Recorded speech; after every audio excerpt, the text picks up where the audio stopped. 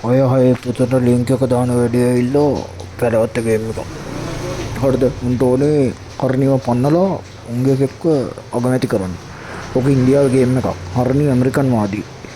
ඉන්දියාව දැන් J පීර් support කරන ඉඳලා ජෙප්පෝ ඉන්දියන් වාදී වෙලා තියෙනවා.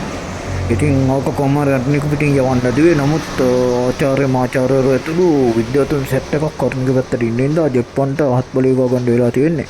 නමුත් පැලවත්තෙන් ප්‍රෙෂර් කරන අර්නිට ඉල්ලාස් වෙන්න කියලා. මෙතන තියෙන ප්‍රශ්නේ අර්නි ඉල්ලාස් වුණොත් එම 159න් අර්නිත් එක්ක ස්වාධීන වෙන්න බර සෙට් එකක් බලාගෙන ඉන්නවා. එතකොට ආණ්ඩුව වැටෙනවා. එහෙම සීන් එකක් තියෙන. ඒක නිසා තමයි මෙයාලා අර්නිම අල්ලගෙන ඉන්නේ. කොහොමත් අර්නි දන්නවා මේක ජේ.පී ගේ කුමන්ත්‍රණයක් කියලා. නමුත් අර්නිට කට ඇර ගන්න බැලුවේ ඉන්නේ. මොකද අර්නි කට ඇරියොත් එම අර්නිට වෙනවා ආණ්ඩුවෙන් අයින් වෙන්න. ඒකයි සිද්ධිය.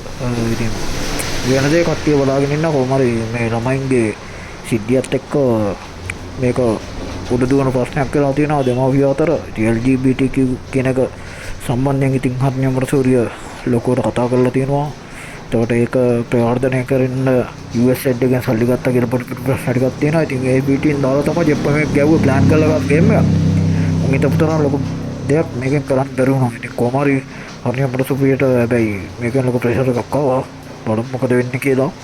ඉතින් මේ හය පොතෙන් දැන් මේ ගලවලා ඉවරලා ඔරෙන්ජ් විදියට ගොඩක් බුද්ධිමත් අධ්‍යාපන අමාත්‍යාංශ කණින් අර කරපු සෙට් එකකුත් දාලා මේ ප්‍රශ්නේ විසඳන්න හදනවා. ඉතින් 21 තමයි අවසර ඉස්කෝලේ පටන් ගන්න තියෙන්නේ. මේ මාසෙ ඉවරනම් පස්සේ හරි කමන්නේ.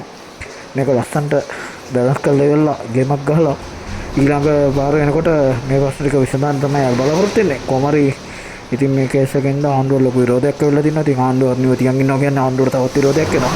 ඉතින් හර්ණි ආණ්ඩුවේ නැති වුණා කියලා කියන්නේත් ඒත් ආණ්ඩුවට කෙලවෙනවා. එහෙම සින්නක් තියෙන්නේ. ඉතින් කොහොම හරි අධ්‍යාපන ප්‍රශ්නක් කරන කියලා එකක් ගෙනල්ලා අන්තිමට හප්පලේ ගහගත්තා. ඔය පොඩි වැඩක් කරගෙන ඉන්න නැතුව අධ්‍යාපන ප්‍රශ්නක් කරන වගේ ලොකු එකක් කරන්න ගිහලා මෙයාලා අනාගත ලයින් එකක් තියෙන්නේ. ඉතින් වෙනදේ මොකක්ද කියලා වඩාගෙන ඉමු. අන්තර කුමාර දිසානායක මොනවගේ තීරණයක් ගන්නීද කියලා දන්නේ නැහැ.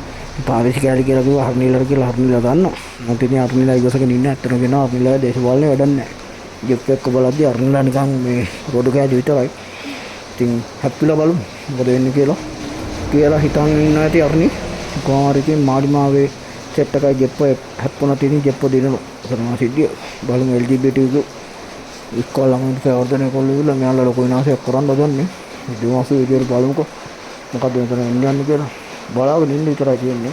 හයේ ළමයින්ට විශේෂ ඉස්කෝලේ පටන් ගන්නවා. ඉතින් ගුරුවරු මොන විදිහේ ප්‍රතිචාරයක් දක්වයිද කියලා දන්නේ නැහැ. විශේෂයෙන් පස්සේ ඉස්කෝලේ පටන් ගත්තාන් පස්සේ තමයි මේක ප්‍රතිඵලය කොහොමද සාර්ථකද නැද්ද කියලා බලා ගන්න වෙන්නේ. අපි අනිවාර්යයෙන් බලමු මොකද වෙන්නේ කියලා බලමුකෝ. හරිද? බලමු.